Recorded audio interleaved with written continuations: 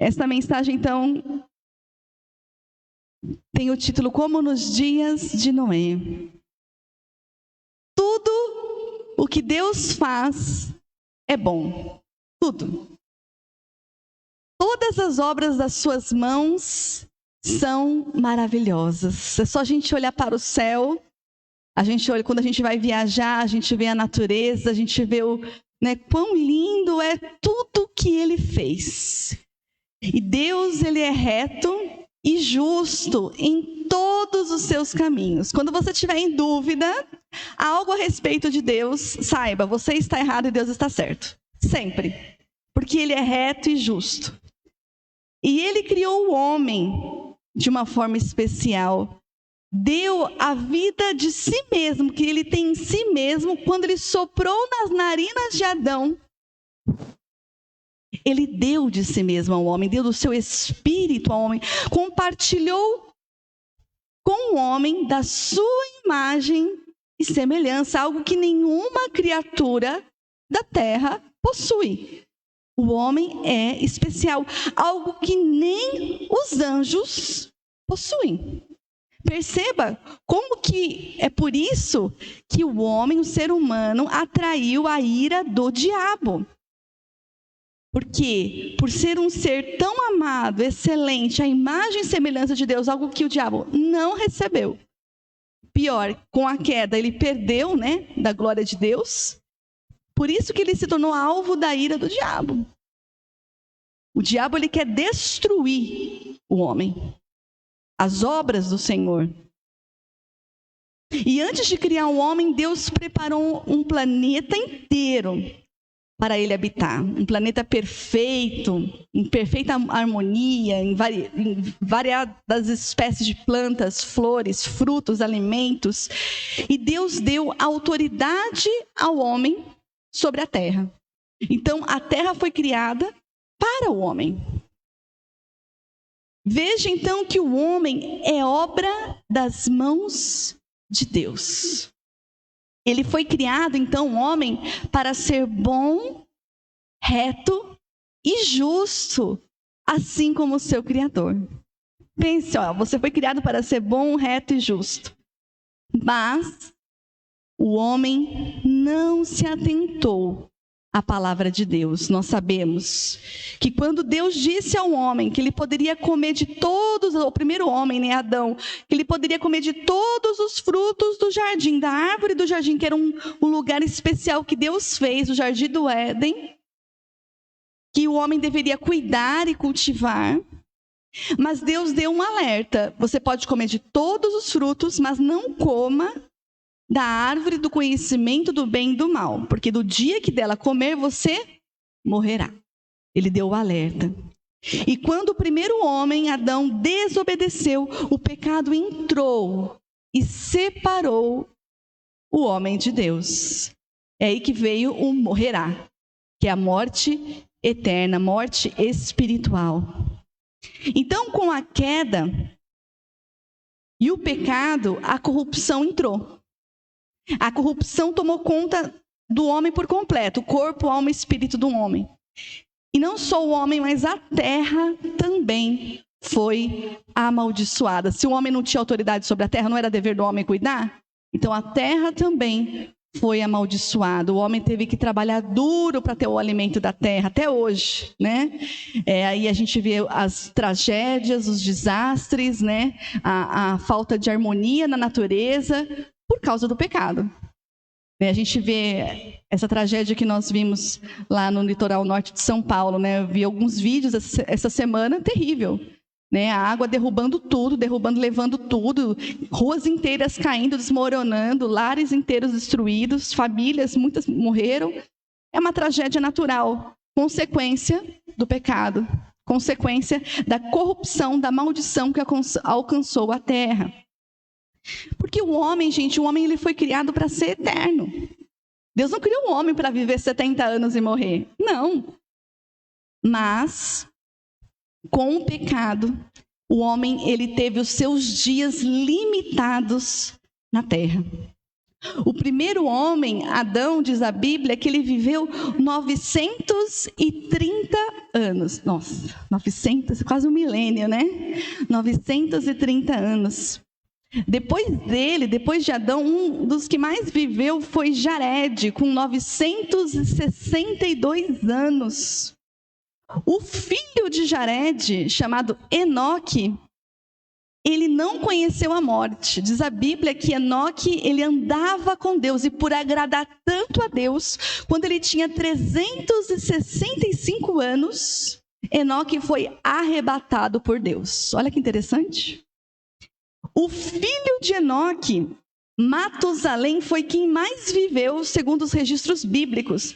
Matusalém viveu 969 anos. Gente, haja fôlego, né? 969 anos. Diz a Bíblia que Matusalém gerou Lameque, e Lameque, por sua vez, gerou Noé. É daí que vem Noé. Então, Noé, ele é neto do homem que mais viveu na terra, né? De Matusalém. E diz a Bíblia, lá em Gênesis 5, você pode abrir, Gênesis capítulo 5, versículos 28 e 29, que fala de Lameque, que ele gerou um filho quando ele tinha 182 anos. Diz assim, Gênesis 5, 28 e 29, aos 182 anos, Lameque gerou um filho. Deu-lhe o nome de Noé e disse: ele nos aliviará do nosso trabalho e do sofrimento de nossas mãos, causados pela terra que o Senhor amaldiçoou. Veja que interessante, que Lameque, ele declara uma palavra profética sobre a vida de seu filho, uma palavra boa, né? Aqui você vê o significado até do próprio nome Noé. Que Noé é uma variação em português do hebraico Noah, N-O-A-H, Noah, que significa o quê, gente? Descanso, repouso, de longa vida. Então, isso nos mostra, olha só, a importância, né, de como pais, na vida de nossos filhos, de orarmos e declararmos a palavra de Deus, declararmos assim como Lameque declarou, abençoando a vida de seu filho, né? Nós também como pais, né? Como membros de uma família, nós temos que declarar bênçãos sobre a nossa vida, sobre a nossa família, sobre a nossa casa, sobre o nosso trabalho. E eu te pergunto, o que você tem declarado na sua família? O que você tem declarado na sua casa? O que tem saído da sua boca e profetizado sobre os seus? E isso tem muito valor, amados, porque tem efeito. A boca fala o que está cheio o coração. E perceba que muitas pessoas falam: esse filho é uma peste, essa criança não, né, só dá trabalho, né? Cuidado com o que sai da sua boca a respeito dos seus filhos, porque tem efeito sobre eles. Desde o nome que você escolhe, né, vai ter efeito.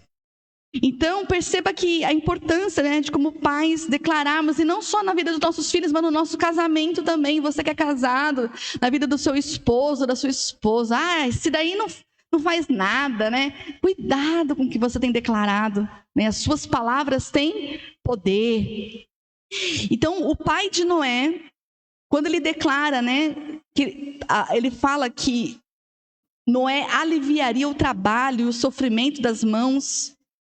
O pai de Noé parecia exausto. E ele declarou uma vida de paz e descanso sobre o seu filho.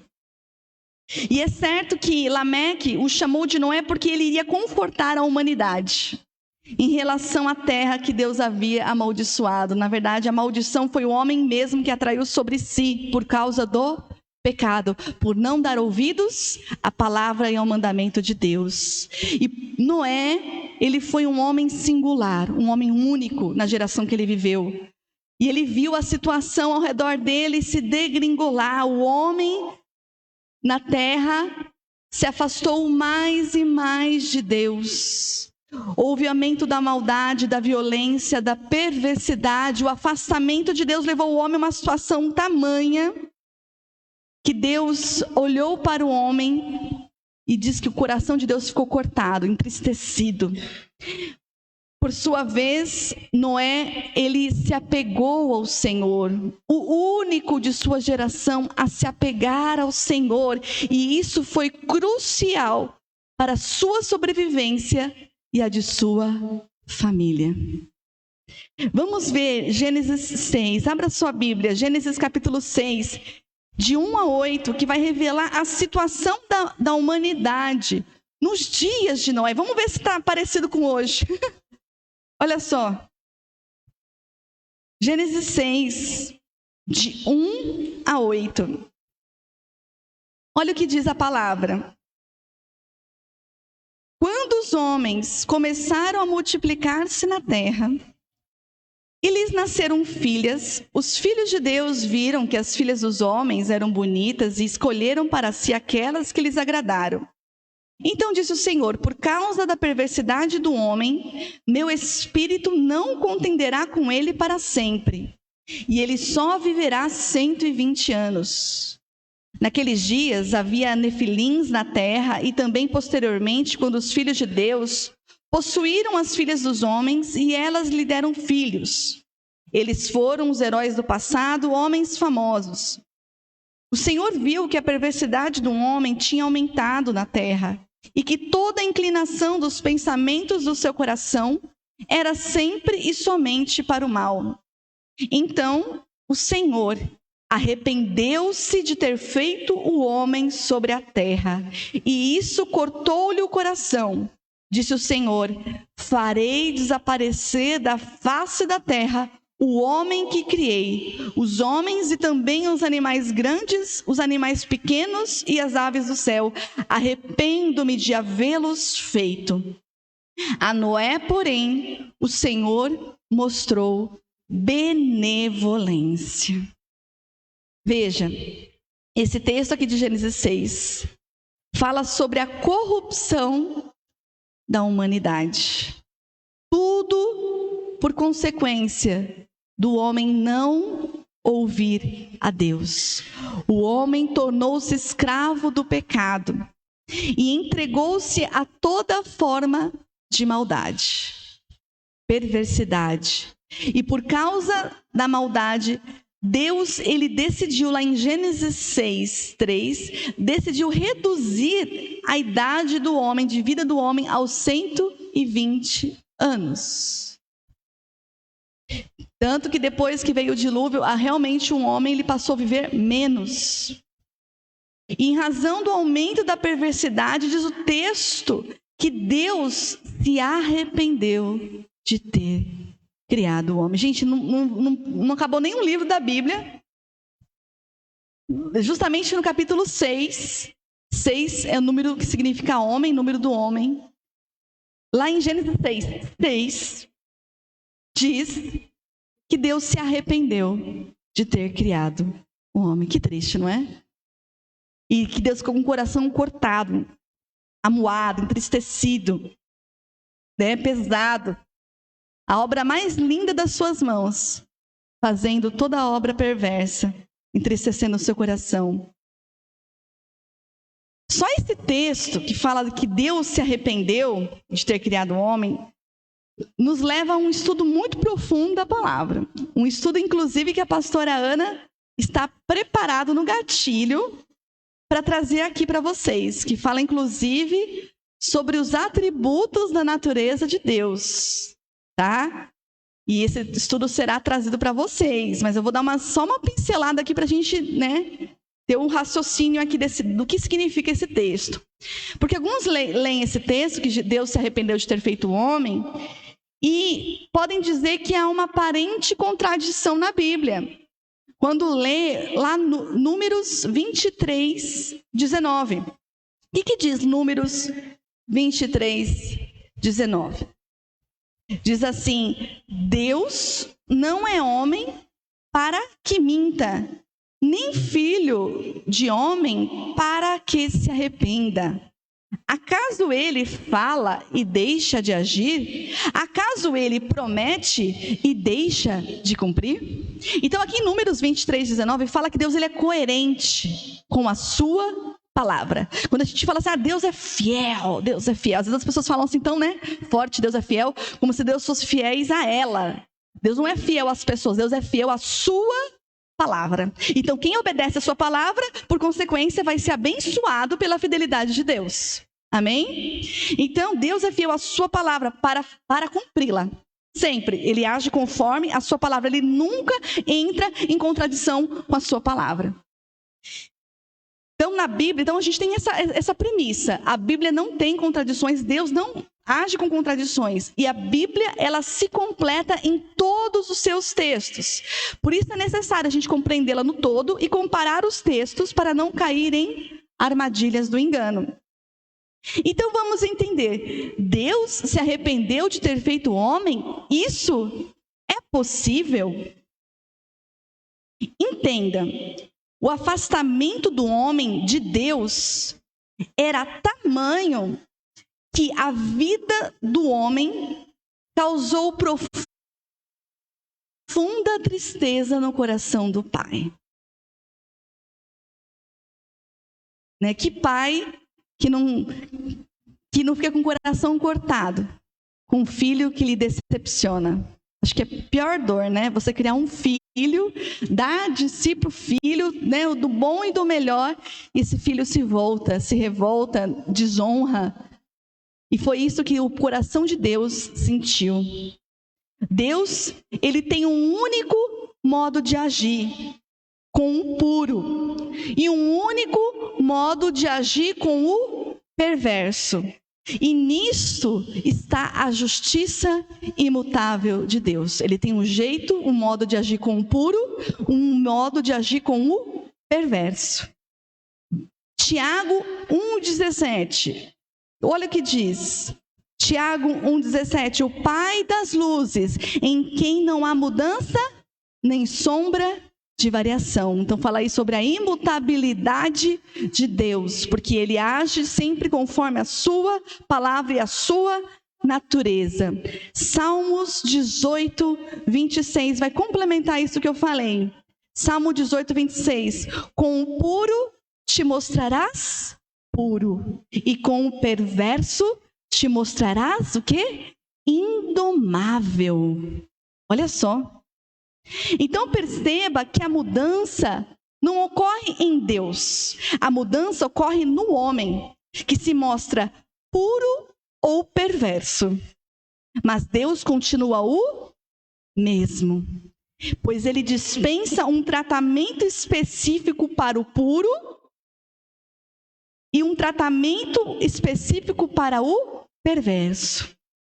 Tanto é assim que quando o homem, separado de Deus, ouve a palavra, crê na palavra e confessa Cristo, essa confissão lhe é imputada por justiça. Assim como aconteceu lá no passado, com aquele povo que vivia lá em Nínive. Lembra-se de Jonas e a baleia, né? Que Deus falou para Jonas pregar para o povo se arrepender, porque ele iria destruir aquele povo, tamanha maldade daquele povo. E vai lá, Jonas prega, e diz a palavra que Deus, ele se arrepende de destruir a cidade.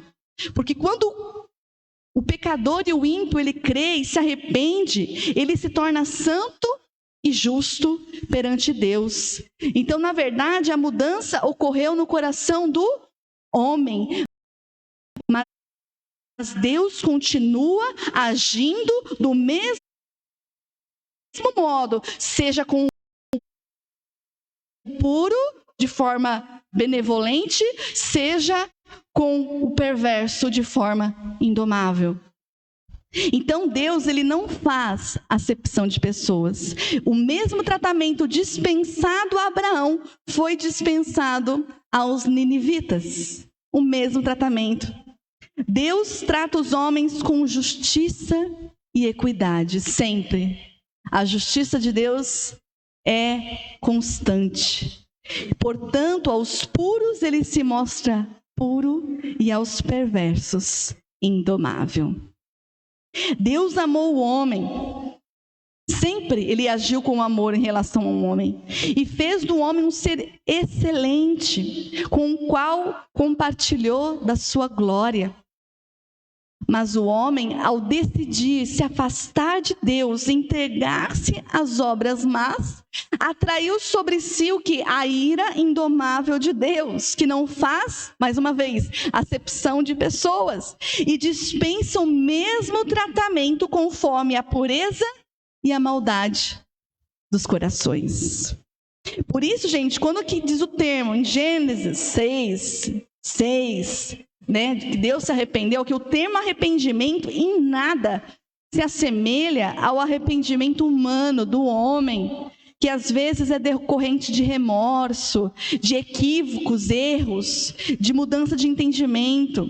E se Deus se arrepender do mal que ele pensava fazer, ou do bem que tinha falado que faria, a variação ocorreu no homem, que se converteu da sua maldade, ou o que fez o mal diante de Deus. Então Deus, ele age conforme o coração do homem, mas ele é o mesmo, imutável, santo, justo e reto. E esse assunto, ele vai ser ensinado aqui com muita profundidade. Então fique atento aos ensinos desta igreja. Toda quarta-feira, às 20 horas, tem estudos aqui profundos da palavra, desvendando, quebrando paradigmas, que às vezes sempre foi pregado na igreja, a gente sempre acreditou que foi assim, mas não é, porque a gente tem que entender as Escrituras conforme as Escrituras, não conforme pensamentos humanos, filosofias humanas. Então, estude a palavra para que você possa entendê-la de forma correta.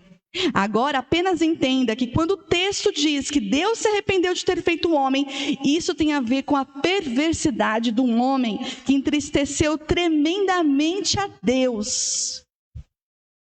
E Deus jamais deixaria impune a maldade e nem conviver com a perversidade do modo como estava acontecendo. Ele não poderia conviver com isso. Mas diz o texto que quando Deus olha para Noé, e é verdade isso daí, gente, que os olhos de Deus percorrem toda a terra. Toda a terra. Imagina, não sabemos exatamente quantas pessoas viviam naquela época. Mas ter apenas um justo na terra é porque o nível de perversidade estava muito alto. Muito alto. Quanto a Noé, então, que era puro de coração, Deus mostrou benevolência, bondade, disposição, né, em abençoá-lo, como diz em Gênesis 6:8. Então, vamos ver como era Noé. Lá em Gênesis 6, de 9 a 22. Diz assim, Gênesis 6, a partir do versículo 9. Esta é a história da família de Noé. Noé era homem justo, íntegro, entre o povo da sua época.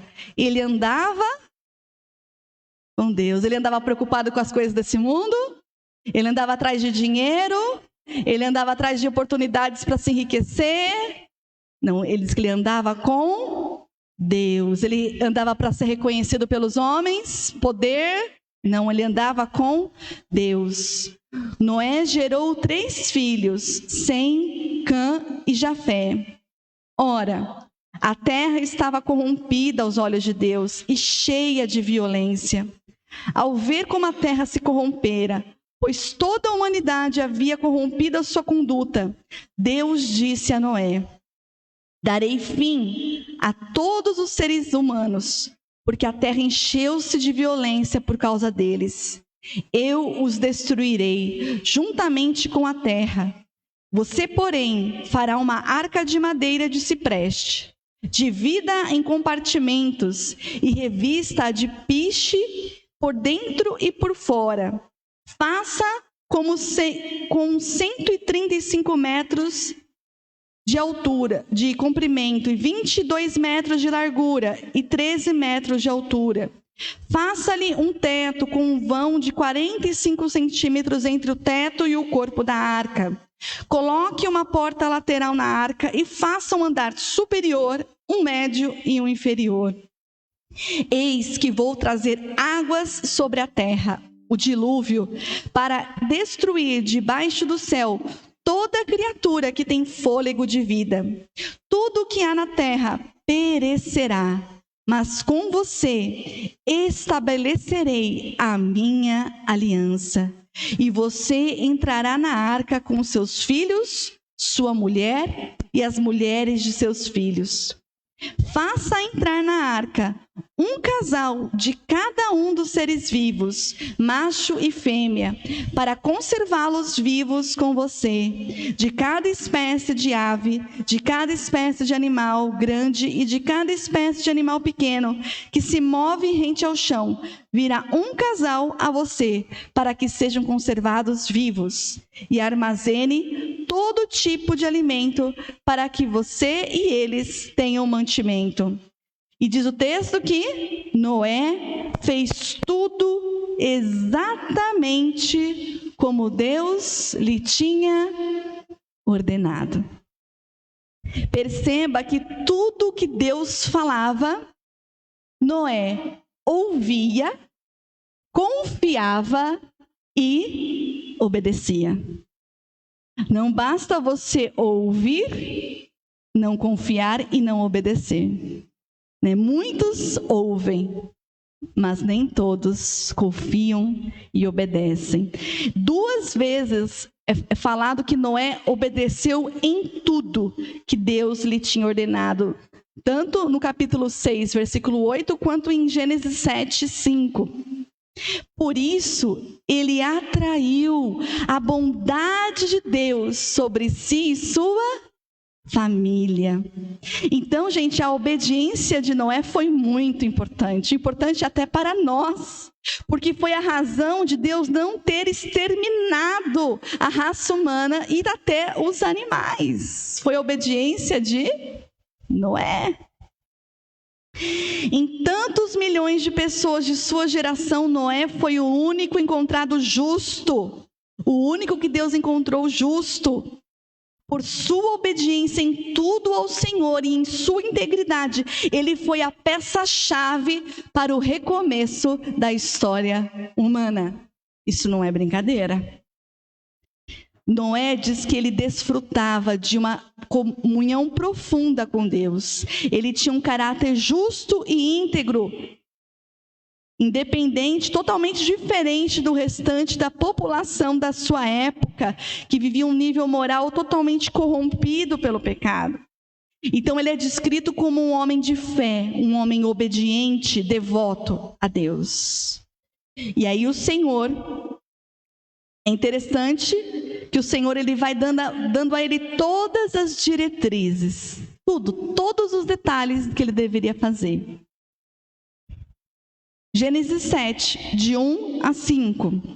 Olha o que diz. Então, o Senhor disse a Noé: entre na arca, você e toda a sua família, porque você é o único justo que encontrei nesta geração. Leve com você 7 casais de cada espécie de animal puro, macho e fêmea, e um casal de cada espécie de animal impuro, macho e fêmea, e leve também 7 casais de aves de cada espécie, macho e fêmea, a fim de preservá-las em toda a terra. Daqui a 7 dias farei chover sobre a terra 40 dias e 40 noites, e farei desaparecer da face da terra todos os seres vivos que fiz. E mais uma vez, e Noé fez tudo como o Senhor lhe tinha ordenado. Parece que foi tudo muito rápido, né? Quando a gente vai lendo assim, mas não foi. Noé, sabe que idade ele tinha quando ele recebeu a ordem de Deus para construir a arca? Ele tinha por volta de 480 anos, quase 500 anos. A Bíblia diz que ele teve os seus filhos, Sem, Cã e Jafé, com 500 anos. Então, provavelmente, ele recebeu a ordem, né? E ele foi ter os seus filhos depois.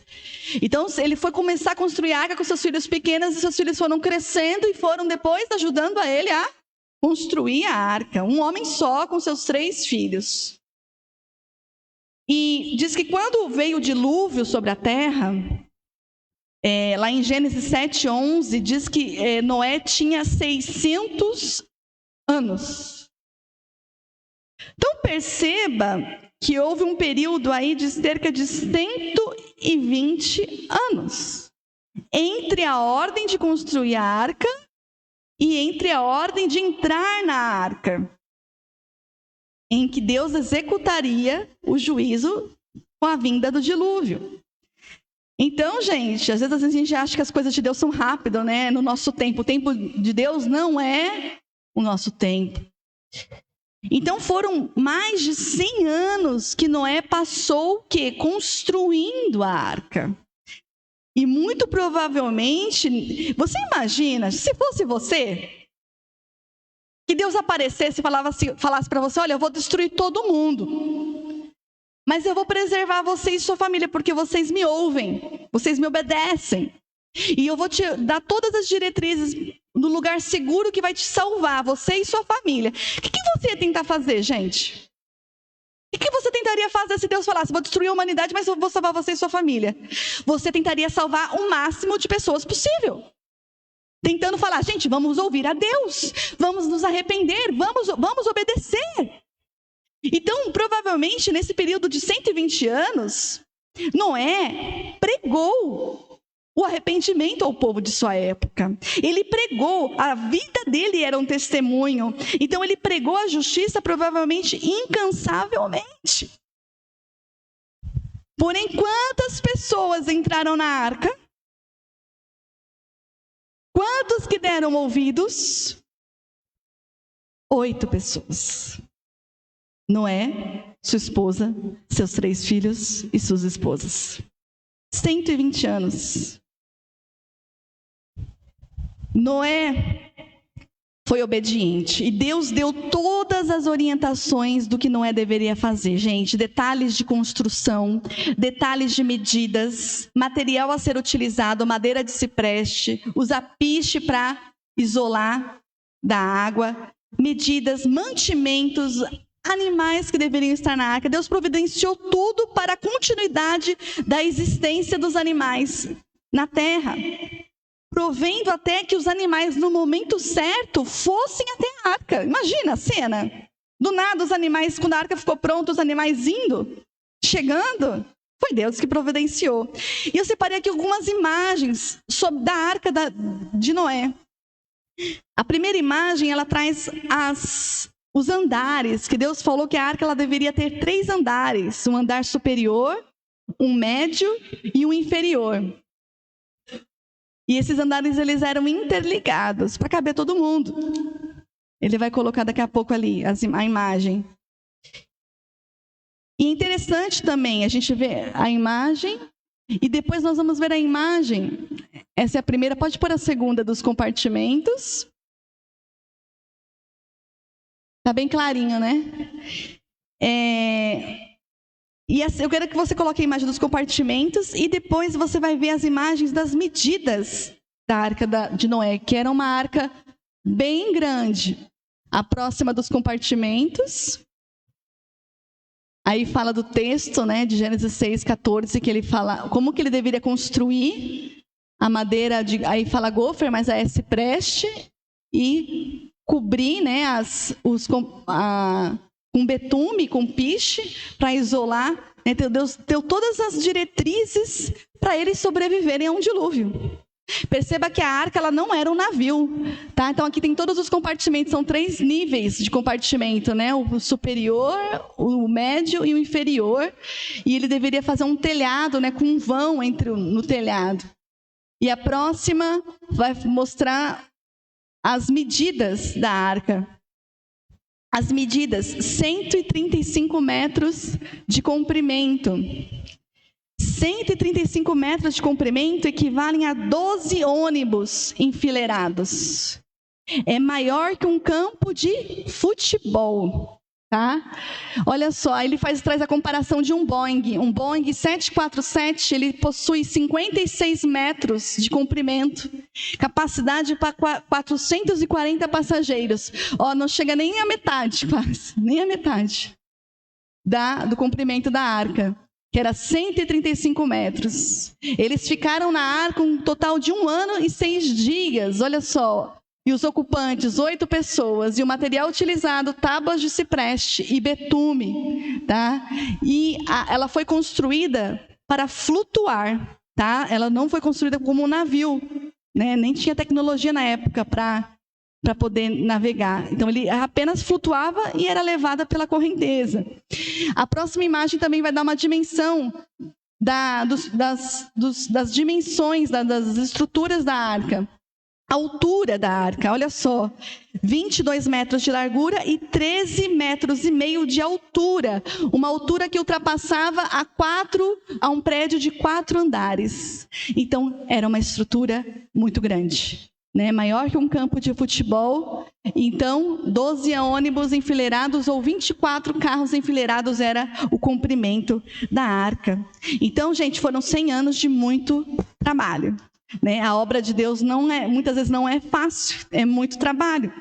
Então, foram 100 anos mais de 100 anos construindo essa, né, monstruosidade de barco. E com 1 semana de antecedência, olha como que Deus avisa os seus. Deus sempre avisa, nunca pega de surpresa os seus. Ele avisou com 1 semana de antecedência. Daqui a 7 dias, Noé, vocês vão entrar na arca, daqui a 7 dias eu vou trazer o dilúvio. E ele até falou a quantidade de dias que ia cair chuva. 40 dias e 40 noites. E a chuva veio, exatamente como Deus falou. Caindo, né, Deus deu a ordem para eles entrarem na arca. Quando eles estavam todos seguros, né, o anjo do Senhor fecha aquela porta. E 40 dias e 40 noites choveu sobre a terra. E não só caiu chuva do alto, mas diz a palavra que águas das profundezas também brotaram. Ou seja, veio água de cima e água de baixo, que cobriu toda a terra, elevando a arca que flutuou sobre a superfície das águas.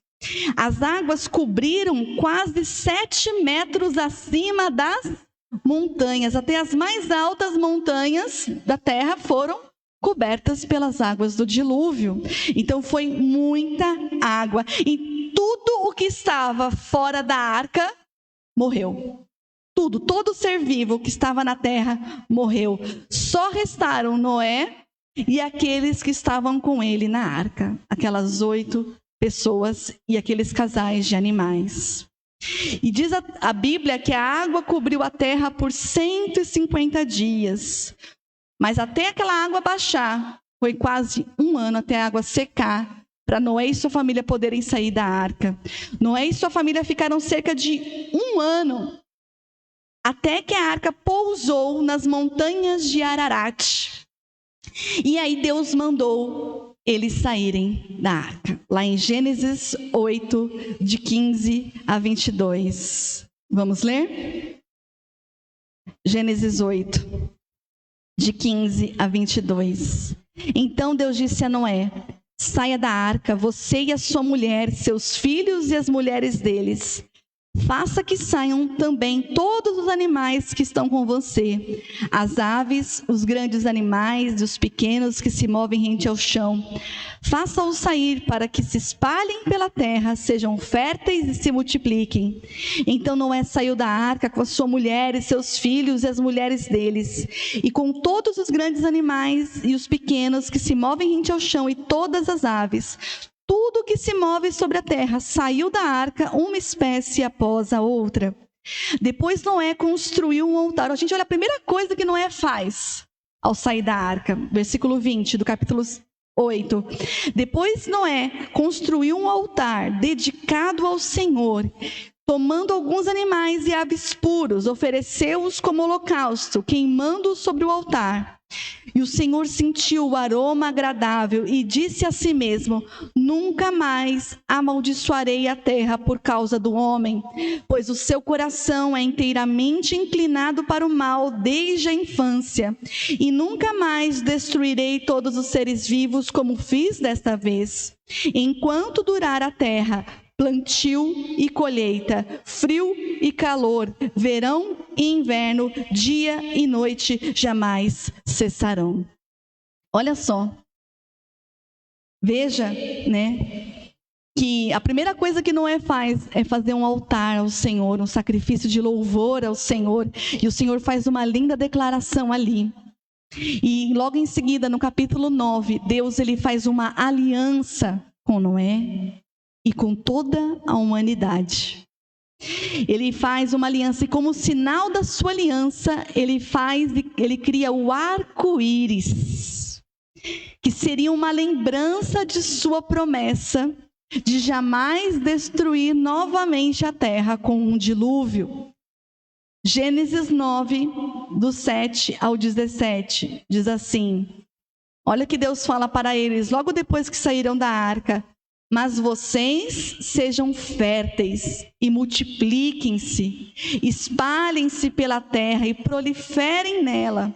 Então Deus disse a Noé e a seus filhos que estavam com ele: vou estabelecer a minha aliança com vocês e com os seus futuros descendentes e com todo ser vivo que está com vocês, as aves, os rebanhos domésticos e os animais selvagens, todos os que saíram da arca com vocês e todos os seres vivos da terra. Estabeleço uma aliança com vocês. Nunca mais será ceifada nenhuma forma de vida pelas águas de um dilúvio. Nunca mais haverá dilúvio para destruir a terra. E Deus prosseguiu: esse é o sinal da aliança que estou fazendo entre mim e vocês, e com todos os seres vivos que estão com vocês, para todas as gerações futuras. O meu arco, que coloquei nas nuvens, será o sinal da minha aliança com a terra. Quando eu trouxer nuvens sobre a terra e nelas aparecer o arco-íris, então me lembrarei da minha aliança com vocês e com os seres vivos de todas as espécies. Nunca mais as águas se tornarão um dilúvio para destruir toda forma de vida. Toda vez que o arco-íris estiver nas nuvens, olharei para ele e me lembrarei da aliança eterna entre Deus e todos os seres vivos de todas as espécies que vivem na terra. Concluindo, Deus disse a Noé: este é o sinal da aliança que estabeleci entre mim e toda forma de vida que há na terra.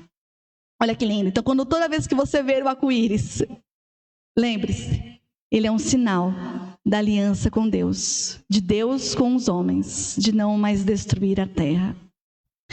A vida de Noé é um exemplo para nós, porque hoje nós somos os Noés de nossa geração, porque os dias que vivemos hoje são como os dias de Noé, se não piores.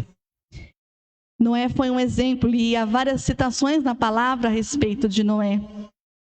Isaías 54, 9 e 10, Deus ele faz uma referência a Noé ao falar com o povo de Israel, dizendo assim: para mim isso é como nos dias de Noé, quando jurei que as águas de Noé nunca mais tornariam a cobrir a terra.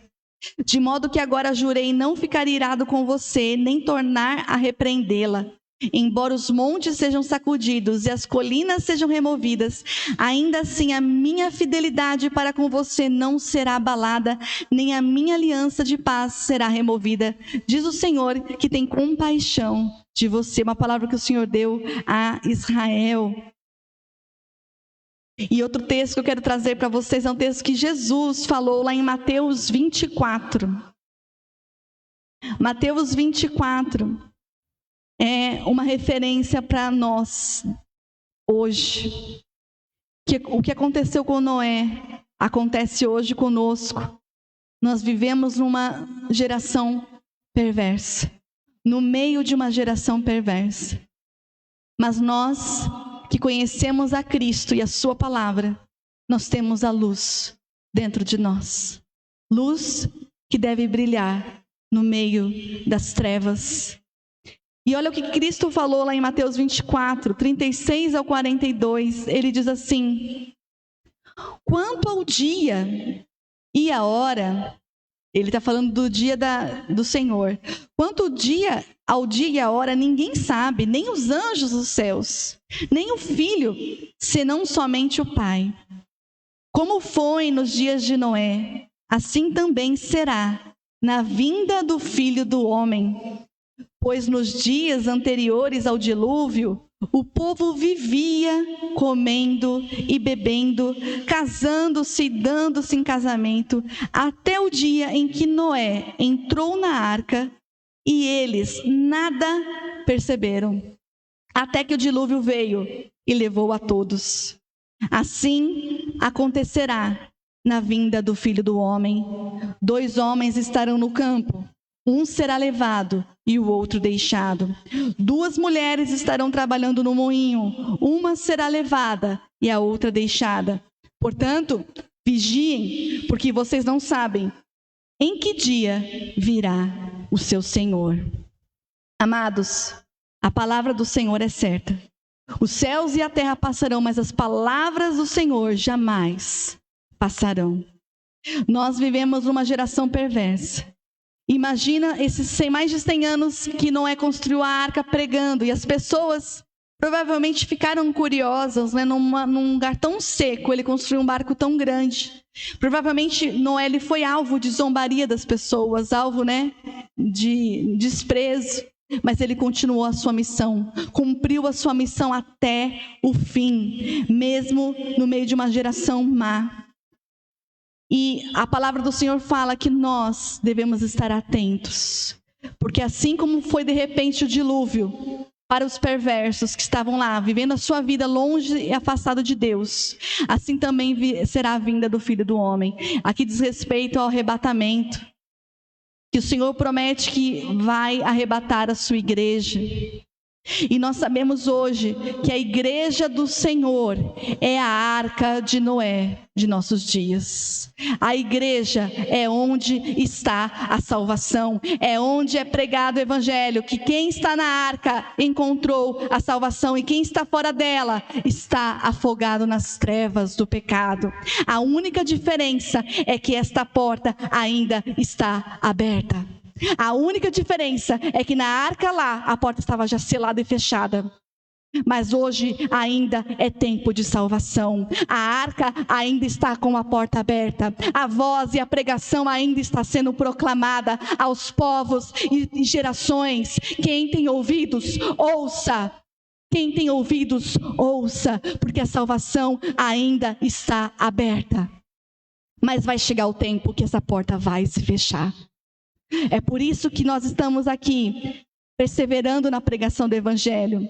E Lucas também faz essa mesma referência, e eu gostaria de ler esse texto de Lucas 17, 26 ao 33. Que inclusive é feita até uma referência a Sodoma e Gomorra. Olha só, Lucas 17, do 26 ao 33. Assim como nos dias de Noé, também será nos dias do Filho do Homem. O povo vivia comendo, bebendo, casando-se e sendo dado em casamento, até o dia em que Noé entrou na arca. Então veio o dilúvio e os destruiu a todos. Aconteceu a mesma coisa nos dias de Ló.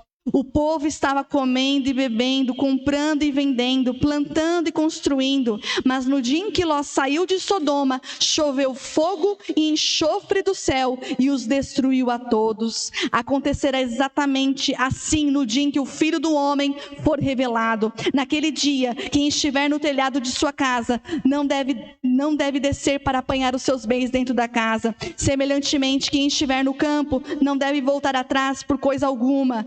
Lembrem-se da mulher de Ló. Quem tentar conservar a sua vida, a perderá.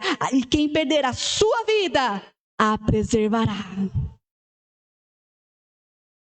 Ele fala, lembre-se da mulher de Ló, que olhou para trás e virou estátua de sal. E Deus tinha falado para não olharem para trás, olhem para frente. Assim aconteceu com Ló, mas Deus o preservou. ele obedeceu. Noé, ele entra na galeria dos homens da fé, dos heróis da fé. Ele é citado lá em Hebreus 11, capítulo 7. Ele é citado como um herói da fé, porque ele diz assim, o autor de Hebreus diz assim: pela fé, Noé, quando avisado a respeito de coisas que ainda não se viam, movido por santo temor, construiu uma arca para salvar sua família. Por meio da fé, ele condenou o mundo e tornou-se herdeiro da justiça, que é segundo a fé. Sim, porque sem fé é impossível agradar a Deus, pois quem dele se aproxima precisa crer que ele existe e que ele recompensa aqueles que o buscam. Hebreus 11, 6. Ele entrou na galeria dos homens da fé. Do mesmo modo, amados, como eu disse que a igreja é a arca, provavelmente a arca ela não tinha um cheiro muito bom, porque tinha muitos animais, não é, convivendo ali, né? Foi um período que não foi fácil, mas ali estava a salvação. Às vezes a igreja também pode não ter um cheiro muito bom, porque somos seres humanos ainda com qualidades e defeitos, mas aqui está a salvação. Aqui está a salvação, então fique dentro da arca. Preserve a arca e chame outros para entrarem nessa arca. Lá em 1 Pedro, estou terminando já, 1 Pedro 3, 18 a 22. Mais 2 textos que eu quero trazer para vocês. 1 Pedro 3, 18 a 22, olha o que ele fala. O apóstolo Pedro, citando também Noé, diz assim: pois também Cristo sofreu pelos pecados uma vez por todas, o justo pelos injustos, para conduzir-nos a Deus. Ele foi morto no corpo, mas vivificado pelo Espírito, no qual também foi e pregou aos espíritos em prisão que há muito tempo desobedeceram, quando Deus esperava pacientemente nos dias de Noé, enquanto a arca era construída.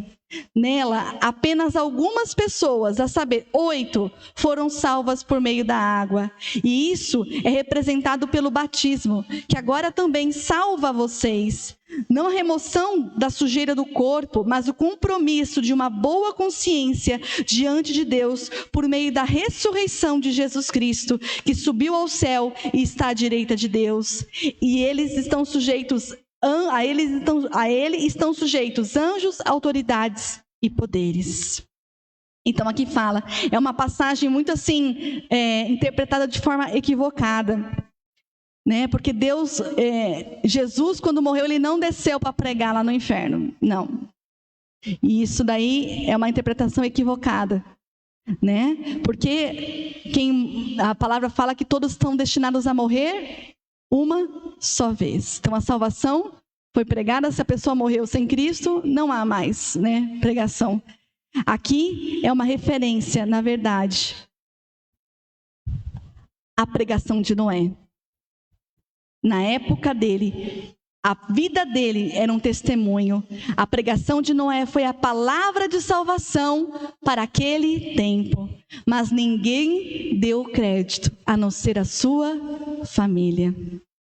Pedro referia-se ao próprio povo de Israel, para o qual a pedra viva, que é Cristo, foi pedra de tropeço, porque eles não deram crédito a Cristo. Israel era o povo de aliança e Cristo estava se voltando a eles. Cristo veio primeiro para Israel, pregou para Israel, que são os espíritos em prisão.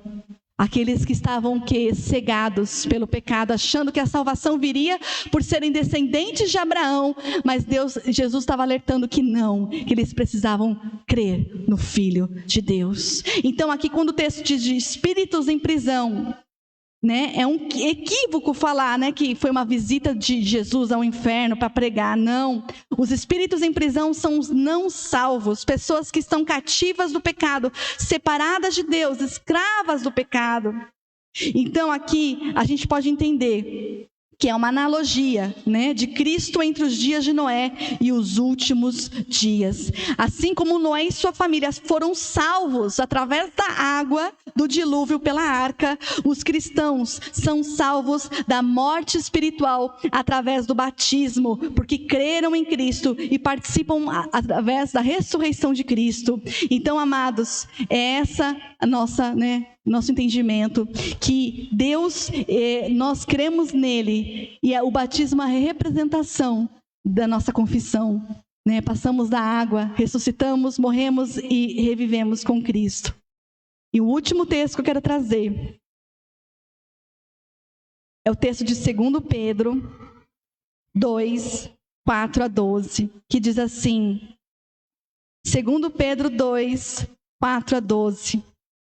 Pois Deus não poupou os anjos que pecaram, mas os lançou no inferno, prendendo-os em abismos tenebrosos, a fim de serem reservados para o juízo. Ele não poupou o mundo antigo, quando trouxe o dilúvio sobre aquele povo ímpio, mas preservou Noé, pregador da justiça, e mais 7 pessoas. Também condenou as cidades de Sodoma e Gomorra, reduzindo-as a cinzas, tornando-as exemplo do que acontecerá aos ímpios. Mas livrou Ló, homem justo, que se afligia com o procedimento libertino dos que não tinham princípios morais. Pois vivendo entre eles, todos os dias aquele justo se atormentava em sua alma justa por causa das maldades que via e ouvia. Vemos, portanto, que o Senhor sabe livrar os piedosos da provação e manter em castigo os ímpios para o dia do juízo, especialmente os que seguem os desejos impuros da carne e desprezam a autoridade. Insolentes e arrogantes, tais homens não têm medo de difamar os seres celestiais. Contudo, nem os anjos, embora sendo maiores em força e poder, fazem acusações injuriosas contra aqueles seres na presença do Senhor. Mas eles difamam o que desconhecem e são como criaturas irracionais, guiadas pelo instinto, nascidas para serem capturadas e destruídas, serão corrompidos pela sua própria corrupção. Concluindo, amados, a pregação para a salvação é durante a nossa existência aqui na terra. Mas muitos não dão valor, zombam, desprezam. Contudo, bem-aventurados os que ouvem. Jesus veio ao mundo e anunciou as boas novas a todos os que estavam em prisão. Você estava em prisão, você estava cegado, não estava? E glória a Deus, porque você ouviu a verdade e você foi liberto. E é isso que acontece. O povo que andava em trevas viu uma grande luz. E sobre os que habitavam na terra da sombra da morte, resplandeceu a luz. Resplandeceu a luz sobre nós. Porque Ele nos abriu os olhos dos cegos para tirar a prisão aos presos e do cárcere os que jazem em trevas. Bem-aventurados os que ouvem, porque os que ouvirem e crerem alcançarão a vida e escaparão da morte eterna. Que você ouça e que você alcance a vida. Amém? Essa é a palavra que tenho para vocês nessa manhã.